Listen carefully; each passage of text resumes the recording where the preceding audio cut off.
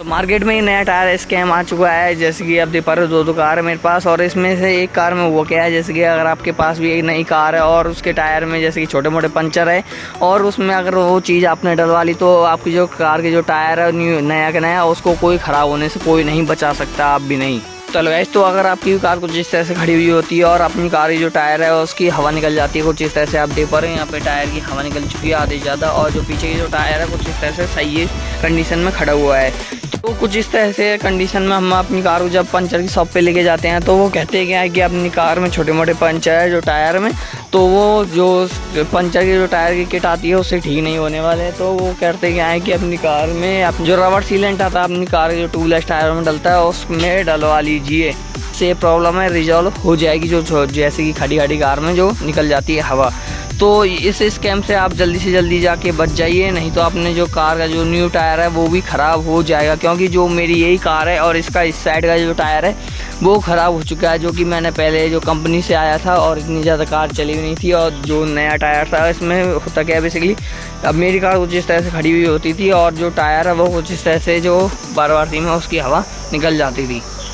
और जब मैं इसको पंचर की शॉप पे लेके गया तो उन्होंने कहा कि छोटी मोटी पंचर है वो ठीक नहीं होगी, और इसमें उन्होंने सीलेंट डाल दिया जो कि रबर सीलेंट आता है जो छोटी मोटी पंचर को कर देता है। तो इससे प्रॉब्लम क्या हो गई, जब मैं अपनी कार को ड्राइव करता था तो जैसे कि जब हम अपनी कार को ड्राइव करते थे तो कार कुछ इस तरह से झूलती थी, कुछ इस तरह से।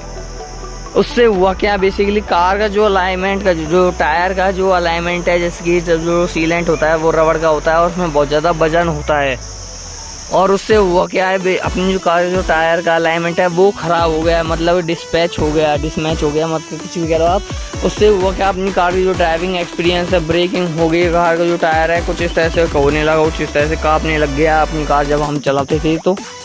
तो इस स्कैम से आप जल्दी से बच जाइए, क्योंकि हाईवे पे कई सारे लोगों का आपने देखा होगा जो ऐसे सीलेंट को लेकर डोलते हैं और कहते हैं कि अपनी कार में डलवा दी छोटे मोटे पंचर ऐसे ही ठीक हो जाएंगे बिना किसी पंचर किट के लगवाए। तो ये इस स्कैम से आप जल्दी से जाकर बच जाइए, नहीं तो अपनी कार का जो नया टायर होगा वो भी ख़राब होने से कोई नहीं रोक पाएगा अगर आपने एक बार उसको डलवा लिया तो। और सीलेंट डालने से हुआ क्या है, अपनी कार के जो टायर में उसमें मेरी एक कार में जो नया टायर डलवाना पड़ चुका है मुझे, क्योंकि आप जैसे कि आप देख पा रहे हैं इसमें जो पहले जो इस साइड का जो टायर था उसमें मैंने सीलेंट को डलवाया था जिससे ये टायर ख़राब हो चुका है, जो कि नया टायर था पहले, और फिर से मुझे एक नया टायर डलवाना पड़ चुका है। जैसे कि आप देख पा रहे हैं यहाँ पे इस गेट का जो नया टायर लगा हुआ है। और एक बार आपको मैन्युफैक्चरिंग भी बता देता हूँ, कई जो लोग बहमी होते हैं तो उनके लिए आप जैसे देख पा रहे हैं यहाँ पे 2025 और पहले के मंथ का, जैसे कि आप देख पा रहे हैं यहाँ पे 1/1/2025। तो मैं आपको सजेस्ट करूंगा कि आप अपनी कार में किसी ऐसे तरीके के सीलेंट को यूज़ ना करें, किसी तरीके के सीलेंट को यूज़ ना करें जिससे कि अपनी जो कार का जो टायर है वो 100% ख़राब हो जाएगा अगर आप ऐसे सीलेंट का यूज़ करोगे। और उससे जो टायर का जो जैसे कि छोटे मोटे पंचर जो होती है वो कहते हैं कि ठीक हो जाएगी, वो भी ठीक नहीं होते हैं और जो टायर है वो भी ख़राब हो जाता है। तो मैं इसको रिकमेंड नहीं करूँगा कि आप अपनी कार जो सीलेंट है वो उसको डलवाए, जिससे कि जैसे कि आप देख पा रहे हो मेरे जो टायर है वो नया डलवाना पड़ चुका है मुझे। जैसे कि आप देख पा रहे हैं यहाँ पे C8 का जो टायर नया डलवाना पड़ चुका है, जैसे कि आप देख ही रहे हो C8 का जो नया टायर है।